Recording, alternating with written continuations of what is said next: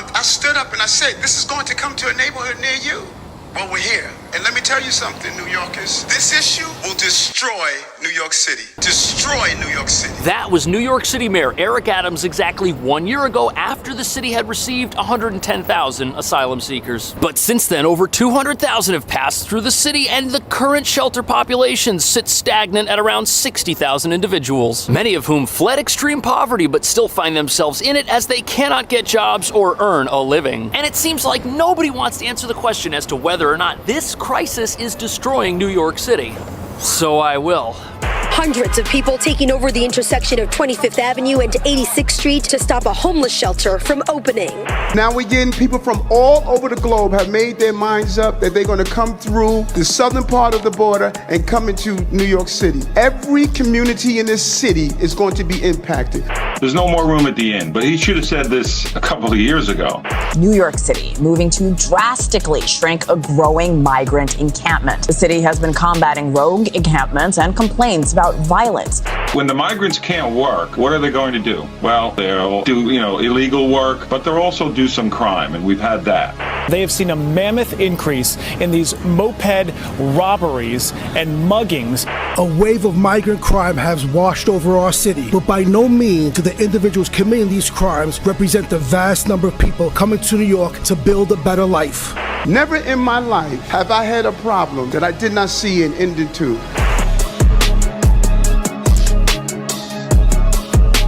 So a year after the asylum crisis began, New York still can't decide if it wants to be a sanctuary city. But what's worse is that nobody realizes most of the problems the asylum crisis is taking the blame for were already issues in New York City to begin with, because the majority of the 200,000 who've come here seeking asylum did not do so to join gangs or steal things from places like CVS. Yet we hear of reports of rising crime in areas of town that have asylum shelters. But at the same time, many New Yorkers are perfectly okay with our criminal justice reforms, which observers say have a lot to do with why we've got an out-of-control retail theft problem here. And while shoplifting now costs our state $4.4 billion worth of negative economic activity every year, that massive number has been growing since long before the asylum crisis even started. And when you combine surging theft with a surging number of violent offenders who keep getting released after being arrested, it looks like New York City hasn't exactly been heaven on earth prior to the asylum crisis. But then there's the cost of this whole thing, and the city's already spent $5 billion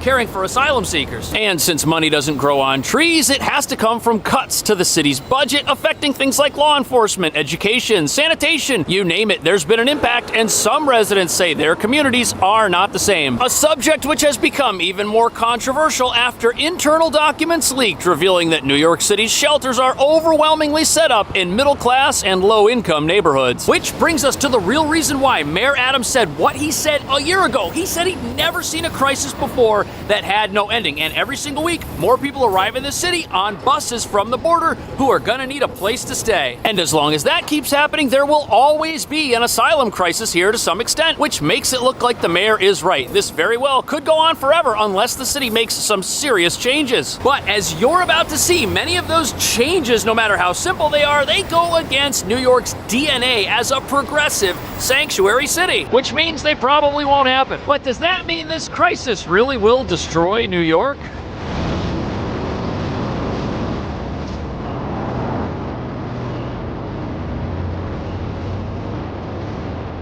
There are two issues that come to mind when people think of the asylum crisis, and those are the costs associated with this crisis and what critics say is rising crime attributed to the crisis. And there is very much still debate in New York over whether or not we can truly afford this for an indefinite period of time. And there's also debate over the crime connection because, again, most of the people that have come here are not here to do anything wrong.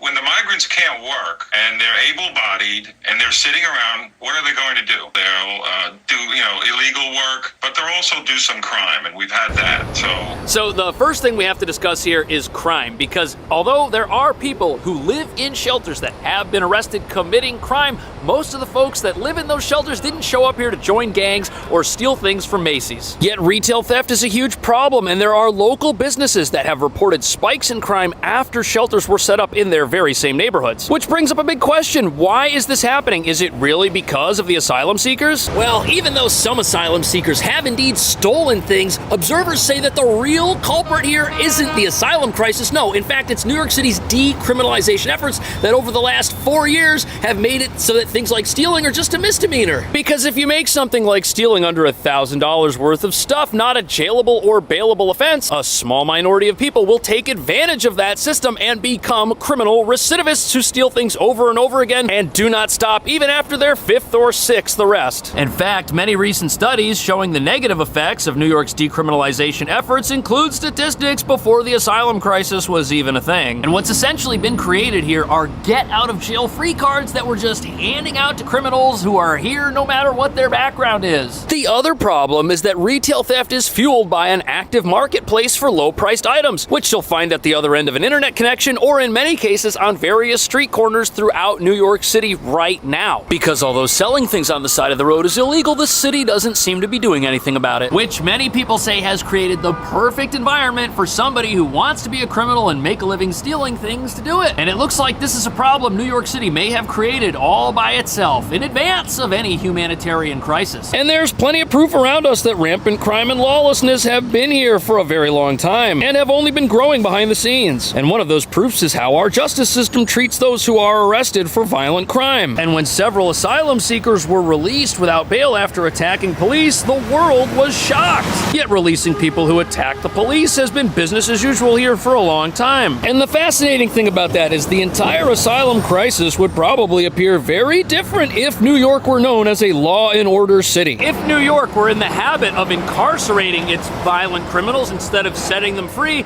none of these complaints would even exist. And there are some who say that the only reason New Yorkers, some of them anyways, care now about crime is because some asylum seekers have committed crime. Where was all this attention to justice when we were chanting to defund the police? Either way, people are now realizing that our justice system does not send the proper message to those who wish to do us harm. Instead, it gives them every signal possible that what they're doing will not be punished and they can probably get away with it. A wave of migrant crime has washed over our city.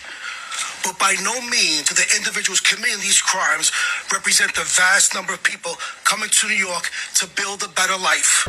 So, is there a crime wave? Yes, but the NYPD says that it's just a small number of people who are causing it. And every time we catch those people, oftentimes they get released and they keep doing it, making it a much bigger problem than any of it would have to be if the city would do something about it. And this is almost forcing everyone here to admit that if we're gonna defund our police and increase the size of our population, how could we not expect there to be some increase in crime no matter where those people are from? And how could we not expect criminals to find areas of opportunity for more crime, like a recently discovered opportunity in Central Park where several people were robbed, leading to an increased police presence in the park, which has relocated resources from other parts of town where there could be crime waves in the future because we don't have enough police to keep the entire city safe at once. And before the Central Park crime wave, we had a crime wave at restaurants targeting patrons who were eating out on the side of the street, and before that we had a crime wave in our subway system, which was experiencing 6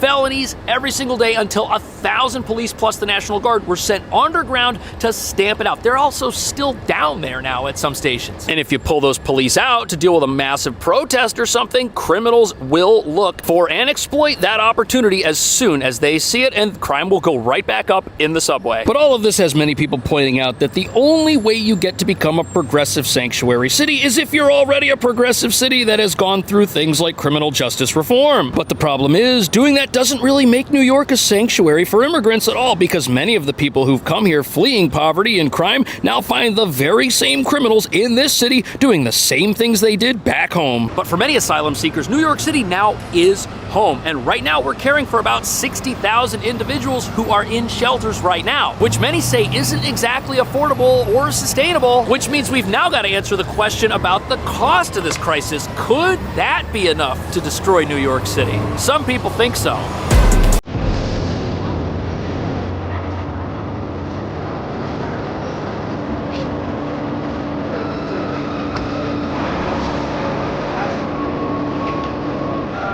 So here we are at one of the city shelters. The entrance is hidden over here, but it's a former office building here in Midtown called the Candler Building. And no matter which shelter someone stays at, the cost seems to be averaging out to around $380 per person per day that they are in the city's care, which means this costs the city $22 million a day, a number many people say is unsustainable. The Social Services Commissioner revealed at a city council hearing yesterday that the average cost per night of caring for a single migrant household, known as the per diem rate, stands at $388. That's $5. So some studies have the cost at $380 per family, others have it at $380 per person. Either way, this crisis has cost $5 billion since it began. But that $5 billion, where has it gone? It hasn't been given directly to the asylum seekers, no. Instead, it's been spent on their behalf, given to the owners of places like this that had no purpose before this crisis sprang up. And what was the purpose of spending all that money? Well, it was supposed to enable homeless shelters like this to do what they're supposed to do,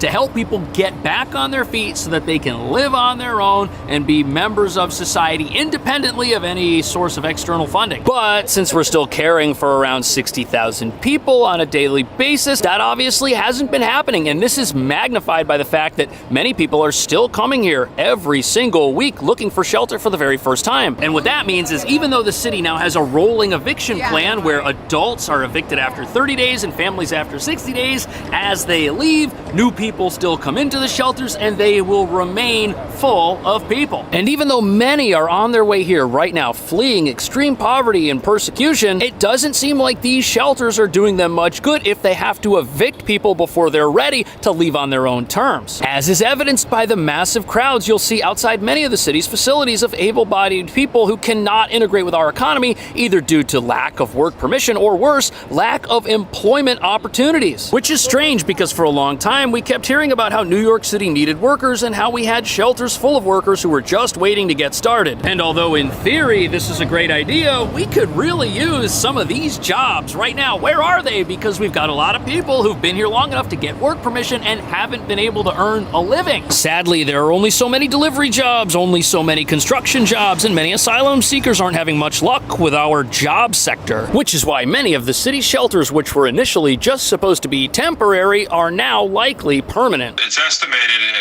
in a couple of years, if we can't sustain it, it's going to cost $12 billion, not million, $12 billion. We're paying for everything. We're even giving them free legal service. So $12 billion, that's not chump change, and in order to spend money that comes out of the city's budget towards a big expense, they've got to cut other parts of the budget: law enforcement, education, sanitation, you name it. If it's a city agency, it's probably experienced some sort of cut as a result of all this. Now, overall, things are still relatively peaceful. The street's not on fire behind me, but you do have neighbors saying that their communities are not the same. But there would be even more cuts if the city weren't trying to find the cheapest facilities it could locate to use as shelters, and unfortunately those are often found in less affluent areas of town. This is why some of the city's richest neighborhoods have zero shelters at all and aren't likely to have any in the near future, even as the city continues looking for new facilities. But even though there's incredible controversy over the placement of most of New York City's shelters, along with the duration of how long they are likely to be there, New York doesn't exactly have the best track record when it comes to spending money. And many of New York City's contracts with various providers for the asylum crisis have been no-bid contracts, which means those contracts are bigger than they would have been had several smaller companies all had to compete and submit their own bids, with the city picking the one that looked like it was going to be the best bang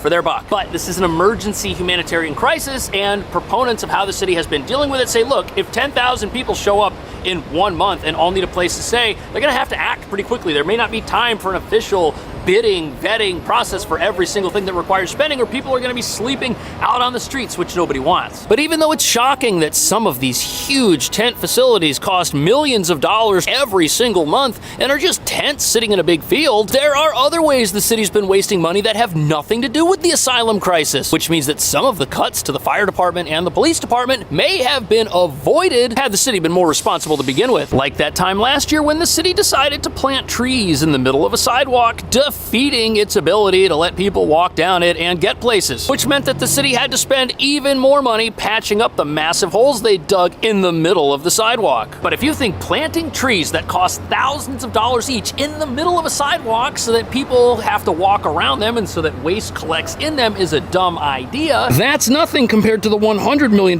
plan the city has to set up a call center full of doctors and nurses who will answer phone calls instead of seeing patients directly, giving out cursory health information over the phone to anyone who's able to get through. And they're gonna do this at a time when we've got a shortage of doctors and nurses in our physical hospitals, yet we're gonna stick them all in an office where they can't see patients and they just give out information that somebody